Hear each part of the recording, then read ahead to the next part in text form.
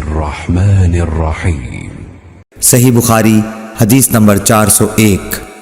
عبداللہ بن مسعود نے فرمایا کہ نبی صلی اللہ علیہ وسلم نے نماز پڑھائی۔ ابراہیم نے کہا مجھے نہیں معلوم کہ نماز میں زیادتی ہوئی یا کمی۔ پھر جب آپ نے سلام پھیرا تو آپ سے کہا گیا کہ یا رسول اللہ صلی اللہ علیہ وسلم کیا نماز میں کوئی نیا حکم آیا ہے؟ آپ نے فرمایا آخر کیا بات ہے؟ لوگوں نے کہا آپ نے اتنی رکعتیں پڑھی ہیں۔ یہ سن کر آپ صلی اللہ علیہ وسلم نے اپنے دونوں پاؤں پھیرے اور قبلے کی طرف منہ کر لیا اور سہو کے 2 سجدے کیے اور سلام پھیرا۔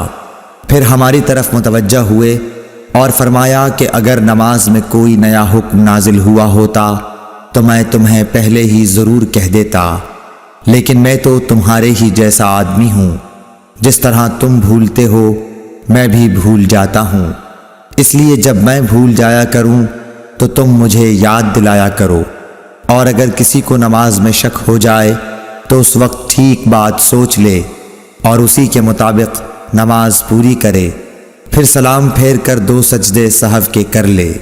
صحیح بخاری حدیث نمبر 402۔ انس بن مالک رضی اللہ تعالی عنہ سے روایت ہے کہ عمر رضی اللہ تعالی عنہ نے فرمایا کہ میری 3 باتوں میں جو میرے منہ سے نکلا میرے رب نے ویسا ہی حکم فرمایا۔ میں نے کہا تھا کہ یا رسول اللہ صلی اللہ علیہ وسلم اگر ہم مقام ابراہیم کو نماز پڑھنے کی جگہ بنا سکتے تو اچھا ہوتا۔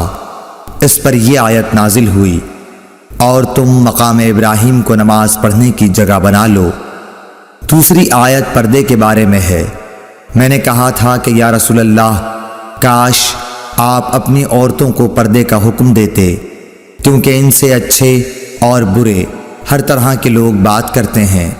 اس پر پردے کی آیت نازل ہوئی۔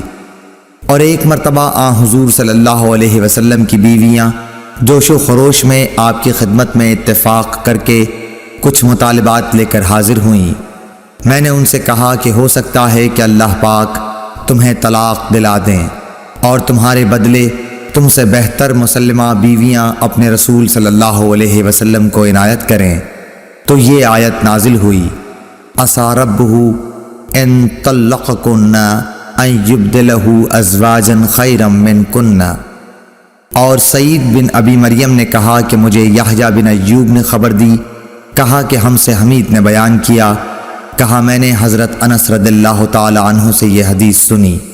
صحیح بخاری حدیث نمبر 403۔ عبداللہ بن عمر سے روایت ہے آپ نے فرمایا کہ لوگ قباء میں فجر کی نماز پڑھ رہے تھے کہ اتنے میں ایک آنے والا آیا، اس نے بتایا کہ رسول اللہ صلی اللہ علیہ وسلم پر کل وحی نازل ہوئی ہے اور انہیں کعبے کی طرف نماز میں منہ کرنے کا حکم ہو گیا ہے۔ چنانچہ ان لوگوں نے بھی کعبے کی جانب منہ کر لیے، جبکہ اس وقت وہ شام کی جانب منہ کیے ہوئے تھے، اس لیے وہ سب کعبے کی جانب گھوم گئے۔ صحیح بخاری حدیث نمبر 404۔ جناب عبداللہ سے روایت ہے انہوں نے فرمایا کہ نبی کریم صلی اللہ علیہ وسلم نے بھولے سے ظہر کی نماز ایک مرتبہ 5 رکعت پڑھی۔ اس پر لوگوں نے پوچھا کہ کیا نماز میں زیادتی ہو گئی ہے؟ آپ صلی اللہ علیہ وسلم نے فرمایا کیا بات ہے؟ صحابہ نے عرض کی کہ آپ نے 5 رکعت پڑھی ہیں۔ عبداللہ بن مسعود رضی اللہ تعالیٰ عنہ نے فرمایا کہ پھر آپ نے اپنے پاؤں موڑ لیے اور سہو کے 2 سجدے کیے۔ صحیح بخاری حدیث نمبر 405۔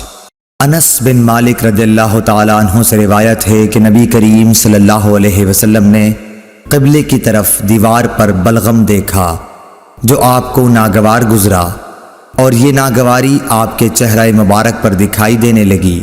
پھر آپ اٹھے اور خود اپنے ہاتھ سے کھرچ ڈالا اور فرمایا کہ جب کوئی شخص نماز کے لیے کھڑا ہوتا ہے تو گویا وہ اپنے رب کے ساتھ سرگوشی کرتا ہے، یا یوں فرمایا کہ اس کا رب اس کے اور قبلے کے درمیان ہوتا ہے، اس لیے کوئی شخص نماز میں اپنے قبلے کی طرف نہ تھوکے، البتہ بائیں طرف یا اپنے قدموں کے نیچے تھوک سکتا ہے۔ پھر آپ نے اپنی چادر کا کنارہ لیا، اس پر تھوکا، پھر اس کو الٹ پلٹ کیا اور فرمایا یا اس طرح کر لیا کر۔